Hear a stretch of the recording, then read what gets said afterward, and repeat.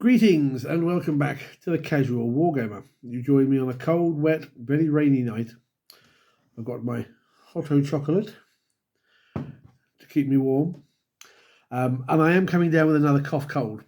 This year's been the year for it, so if I get a bit, just bear with me. Thank you. Okay. Chaos Demons. Unlike Chaos in general, which did not exist in Rogue Trader until the release of the Realms of Chaos books, Demons technically did exist.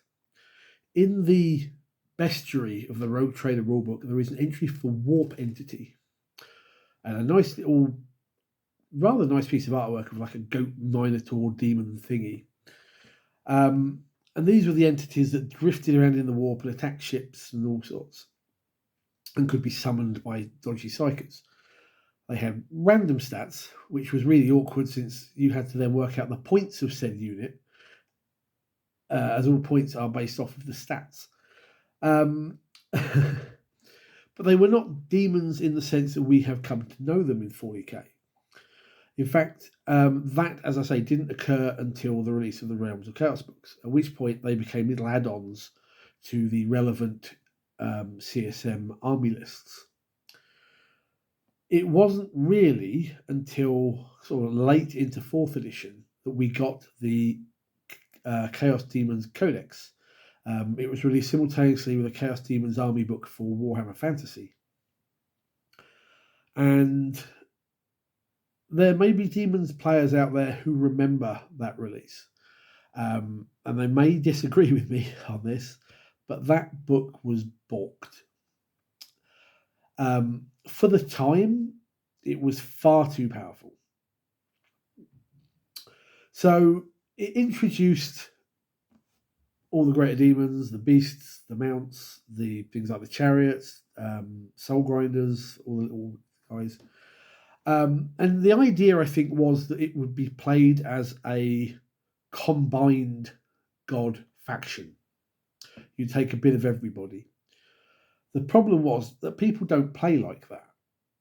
They didn't then, and they generally don't now. And demons are played mono-god for the most part.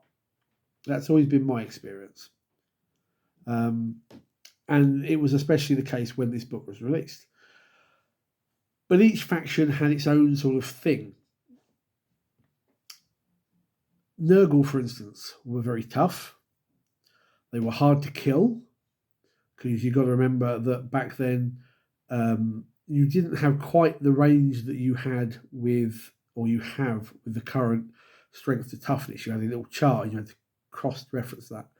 And it generally meant that small arms fire was nothing to the likes of Nurgle Demons. You had to use big guns, las cannons, anything like that.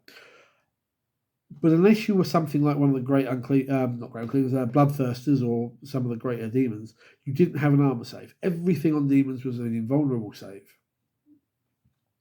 which meant you couldn't reduce it with AP or anything else. And if you hit, you were basically going on an invulnerable save.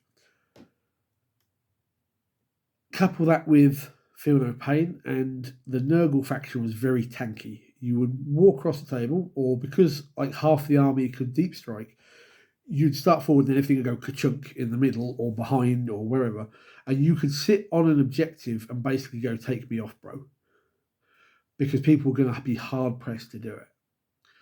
It wasn't the strongest because it couldn't quite put out the damage output except through the use of Greater Demons and Demon Princes, but it was tanky enough that you could sit on objectives and just, try and win through that. Tzeentch was very much your shooty / psychic army. Again, it didn't handle combat very well. You had to, again, rely on your Greater Demons and Demon Princes. But the psychic abilities back then were much better and much stronger than we have now. And you had things like your pink, blue horrors were throwing balefire, and it was kind of a small arms sort of thing, but they were running up the table and you get lots of shots off these guys. And flamers were terrible. Flamers literally would wipe out whole squads. They were far too powerful. And And I had lost many games against just Tzeentch-themed mono-god lists back then. You struggled against those sort of armies. Slaanesh was probably the weakest of the lot. It didn't really have a lot going for it. Its general rule was we fight first. But when you're not putting out quite the damage output, I think like the Demonettes, the claws had some sort of like extra AP, they were rending, but they didn't really have the strength to back it up. The psychic powers weren't great, as I recall, and once again, you were kind of relying on the big boys and girls to do the damage output. But then you got Khorne, and Khorne is what broke Chaos Demons in its original couple of incarnations. And the reason for that was,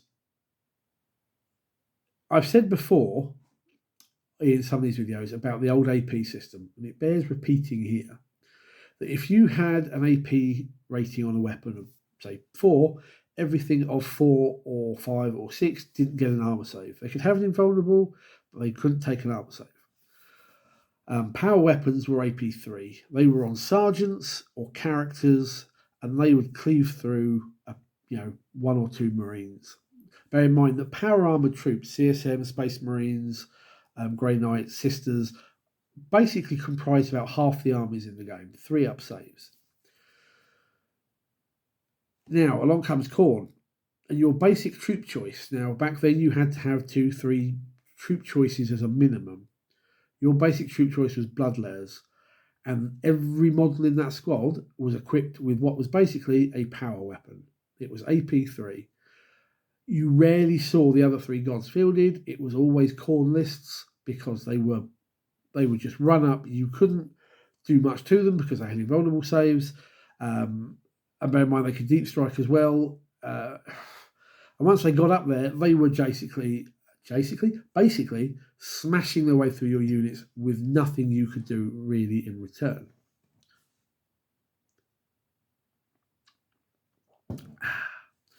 And the greater demons, the imprinces, were even worse. And I think it broke the game slightly when demons were played, especially if you were running primarily Khorne.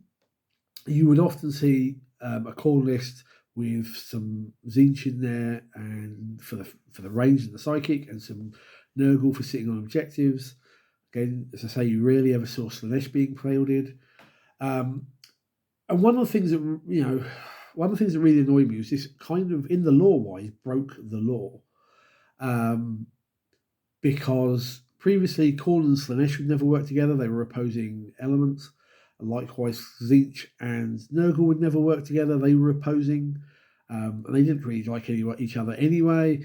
And now, basically, demons, gods have gone, here, have all 4 of us, our little mini-me's running across the table. And it didn't really sort of work. It kind of retconned things, especially a lot of by this point, Realms of Chaos was 20 plus years old, but it still kind of was a rather brutal retcon, I thought. But demons have since gone on to be a good army. I think the changes to them from 8th, 9th, and now 10th have made them a much more playable army. I still think they're incredibly strong. There's too much reliance on greater demons, though, in my opinion. There's too much reliance on the likes of Be'lakor and his shadow protecting field. I've played games where he can sit there with 3, 4 greater demons, and you go, can't shoot me, can't see me, tough, and then they're in your face, and boom. But otherwise, I think demons are a lot more fun to play against now than they ever used to be. Which raises the question of this video, nearly 10 minutes in. What is the future of demons in 40k, 10th edition? Because we've not really seen or heard much about them. And I've spoken to fellow players, I have looked on the old interwebs, I have seen how it's being discussed in various YouTube channels and on Facebook groups and so forth. And there is a small voice of people who go, they'll get their codex same as they ever have. And I would kind of like that. I think it would be better if they stayed put, so you could ally them in with, like the same way you can do with Agents of Chaos or Imperial or Chaos Knights. I think they should be an army that's okay by itself, but works better if you can ally it. But there's a greater dissenting voice that is saying that demons are going to go the same way as Age of Sigmar. And in Age of Sigmar, they are rammed in with their relevant gods factions.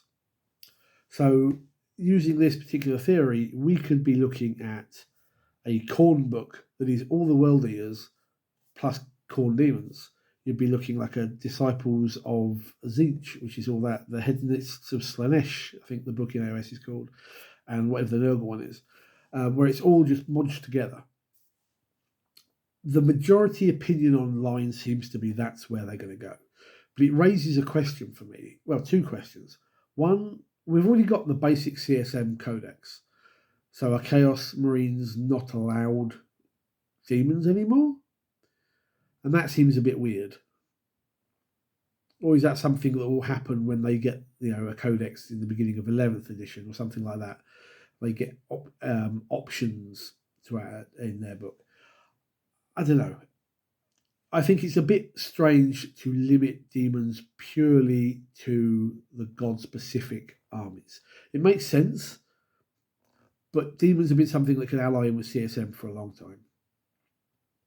The other question is, what happens to Be'lakor? He's not exactly in Fey or O'Fey with the other gods.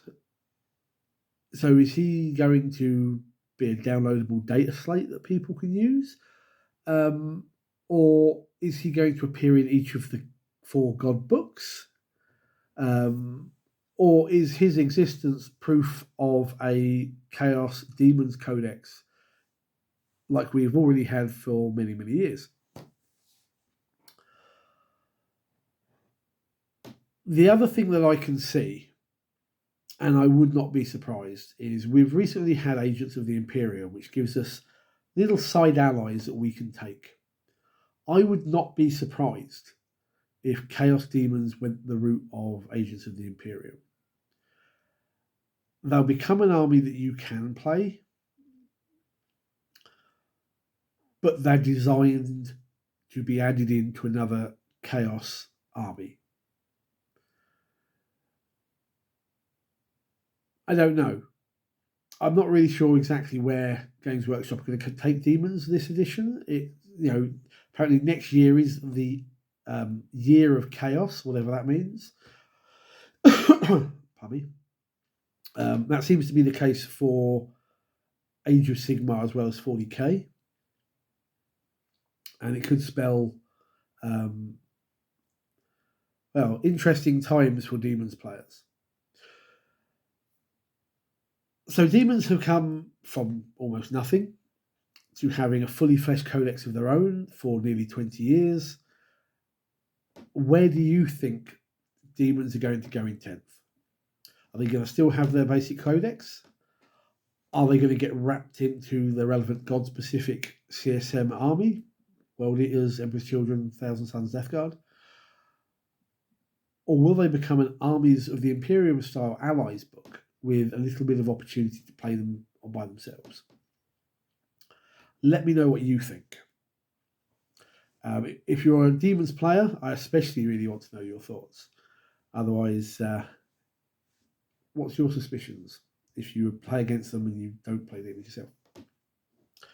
Anyway, thank you for watching. I know this has been more of a kind of a history lesson than the actual discussion. But hey, if I can bring in a little bit of lore, a bit of knowledge to everyone, hey, even greater. Greater? Even better. Anyway, thank you guys. I'm going to go off and drink my hottie chocolate, and I'll see you in the comments down below. If you can please give me a thumbs up, hit the subscribe button, help me grow the channel, and throw out some suggestions for other videos and other topics. I have a couple in mind coming up over the next week or so, and one specifically for October/Halloween. Let me know. So, if you have any suggestions. In the meantime, Thank you very much, and I will see you guys in the comments down below and in the next video. Take care, guys. Good gaming.